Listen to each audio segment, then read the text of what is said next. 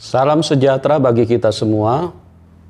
Pada kesempatan ini, saya berharap untuk kita bisa meluangkan waktu untuk menyaksikan sebuah video yang akan saya putarkan buat kita semua, khususnya saudara-saudaraku yang beragama Islam, agar bisa menonton video ini sampai habis, karena ada pesan yang sangat penting dari wawancara seorang wartawan yang bernama Muhammad Hijab kepada seorang ulama besar, ulama terkemuka yang bernama Yasir Qadhi. Dan di dalam wawancara itu terlihat jelas bahwa Yasir Qadhi, seorang ulama besar, ulama terkemuka, membenarkan bahwa Islam atau Muslim selama ini mulai kehilangan kekuatan untuk bisa memberi keterangan bahwa Al-Quran itu adalah sebuah kitab yang terpelihara dengan utuh. Ternyata di dalam penyampaian dari Dr. Yasir Qadhi bahwa itu merupakan hal yang sulit untuk dipertahankan dan terlalu banyak kekurangan dan kelemahan kalau mau dipaksakan bahwa Al-Quran itu adalah sesuatu yang sampai saat ini masih terjaga keasliannya.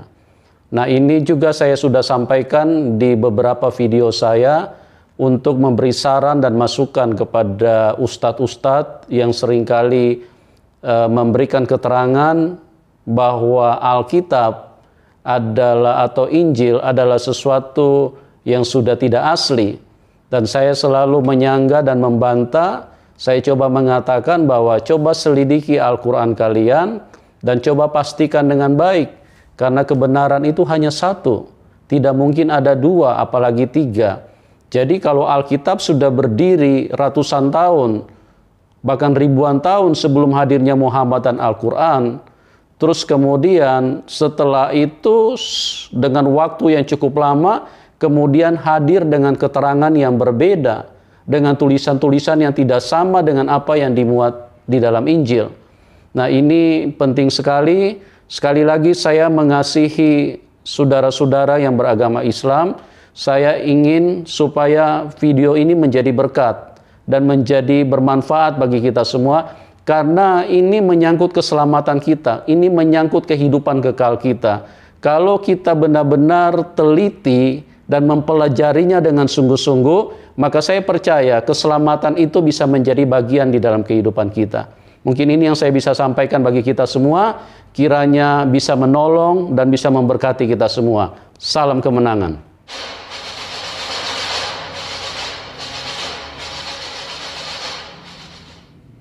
Assalamualaikum. Beberapa minggu lalu terjadi sebuah blunder dari seorang ulama Islam terkemuka yang hingga kini menjadi topik hangat di jagat maya. Blunder tersebut terjadi ketika Muhammad Hijab mewawancarai Dr. Yasir Qadhi secara live dan ditonton banyak orang. Dalam wawancara tersebut secara terang-terangan Dr. Yasir Qadhi mengakui bahwa narasi tradisional Islam tentang pemeliharaan Al-Quran memiliki kelemahan besar dan tidak mampu menjawab tantangan fakta-fakta ilmiah yang diajukan akademisi barat. Ini berarti mitos yang selama ini dipercaya nyaris semua muslim bahwa Al-Quran murni terjaga 100% dari segala perubahan dan kesalahan demi kebenaran harus diakhiri karena tidak dapat bertahan melawan fakta-fakta yang semakin banyak terungkap. Begitu fatalnya kesalahan tersebut sehingga Muhammad Hijab segera memotong sebagian isi wawancara dari video di channelnya tidak lama setelah wawancara tersebut berakhir. Tapi itu tindakan yang sia-sia, karena banyak orang yang sudah mendownload videonya. Dan ironisnya, upaya untuk menyembunyikan kesalahan fatal tersebut hanya membuat video wawancara yang blunder itu semakin populer dan dibahas di mana-mana. Berikut akan saya tampilkan kutipan dari wawancara fatal tersebut. Terus tonton video ini hingga akhir karena saya akan menjelaskan mengapa kesalahan tersebut berakibat fatal dan akan ikut berperan pada keruntuhan Islam yang sudah mulai tampak tanda-tandanya. Every single student of knowledge knows, who studies Ulum al-Quran, that the most difficult topics are ahruf al-qira'at, and the concept of ahruf and the reality of ahruf and the relationship of The Uthmanic Mus'haf with the Ahruf, and the preservation of the Ahruf. Is it 1, is it 3, is it 7? And the relationship of the Qira'at to the Ahruf. This is a topic that when you're the beginning student of knowledge, you're like, what is all of this going on here? When you go a little bit more, you learn to simply memorize what your teachers say and regurgitate it out. And you don't fully comprehend. When you do a deep dive is when things get very, very awkward and difficult. And this isn't new.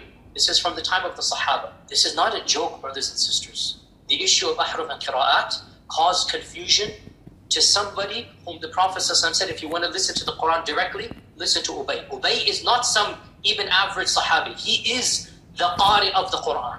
He is the master. He is who he is. And he goes, فَدَخَلْ فِي نَفْسِي شَكْ. What is all of this stuff? Again, this is you asked us a very honest question. It's the first time I'm saying these things. Many people are aware who listen to my lectures that I've mentioned the crises that happened to me at Yale.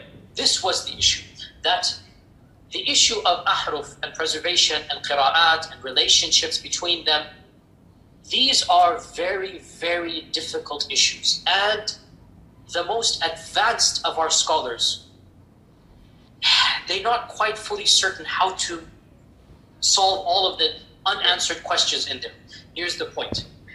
These issues should only be discussed amongst people who know what the qira'at are and who understand some of these questions that are being So, raised. is what you're saying the shak that came, or not the shak, but the crisis that you had was in relation to this question of the relationship between the ahruf and the qira'at, basically? No, the crisis I had wasn't that. The crisis I had was, well, yeah, that was what generated. But what was the crisis? The crisis was very simple.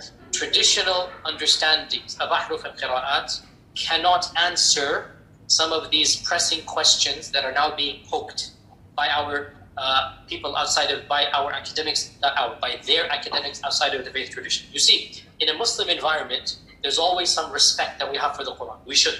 In a Muslim environment, we'll press a little bit and then we'll say, okay, khalas, sami'na wa ata'na. And that's great, alhamdulillah. When you go to academia, they don't have that red line. And they're going to just, the famous story of the emperor with no clothes. They're going to just point out, no, that doesn't make any sense. Well, that's not true, and this and that. And they'll bring issues, which I'm not going to mention explicitly, that you know are true because they're in your own books. They're not inventing anything new.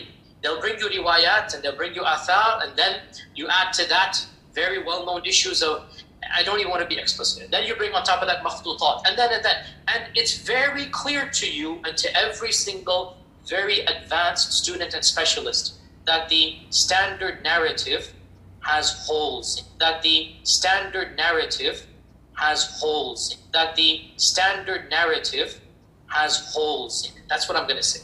The standard narrative does not answer some very pressing questions. These are now well known within the Western Academy that they're bringing forth issues. Their level of now knowledge is leaps and bounds above what it used to be, 100 years ago. What is happening in the last few years is not me anymore.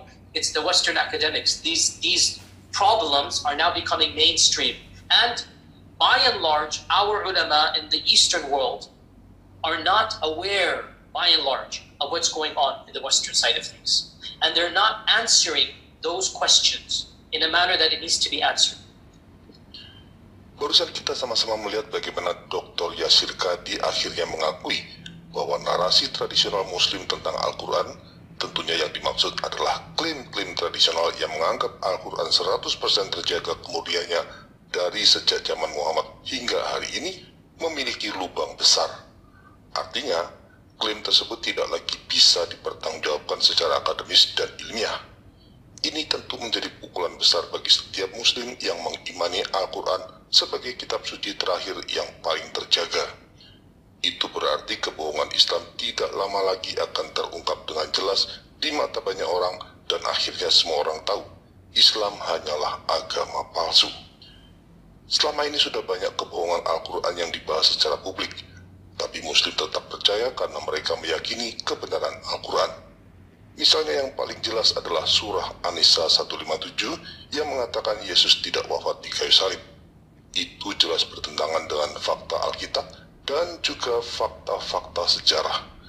Tapi Muslim tetap percaya pada kebohongan yang mencolok tersebut karena mereka masih meyakini Al-Quran sebagai kitab suci yang paling benar dan paling terjaga kemurniannya. Sekarang ketika mitos keterjagaan Al-Quran mulai digugat, dan tidak dapat bertahan terhadap fakta-fakta yang ada, apa yang menjadi pegangan Muslim untuk tetap mempercayai kebohongan-kebohongan Al-Quran? Praktis sudah tidak ada lagi. Bayangkan bagaimana jika fakta ini tersebar dan menjadi pengetahuan mainstream di kalangan Muslim. Mereka tidak mungkin lagi percaya kebenaran surah An-Nisa 157 dan menolak percaya Al-Quran secara keseluruhan. Selanjutnya, mereka akan mulai percaya bahwa Yesus sungguh wafat di kayu salib demi penebusan dosa manusia seperti yang dinyatakan dalam iman Kristen. Tidak lama lagi akan terjadi gelombang tsunami murtad dan Muslim rame-rame akan percaya pada Yesus sebagai Tuhan dan Penyelamat. Pengakuan dari Dr. Yasir Qadhi dalam video tadi adalah salah satu tanda bagaimana kebohongan Islam tidak mungkin bertahan dari gempuran arus informasi yang begitu deras. Saya akan membahas masalah ini lebih jauh di video-video berikutnya. Agar tidak ketinggalan, jangan lupa subscribe dan klik notifikasi. Wassalam.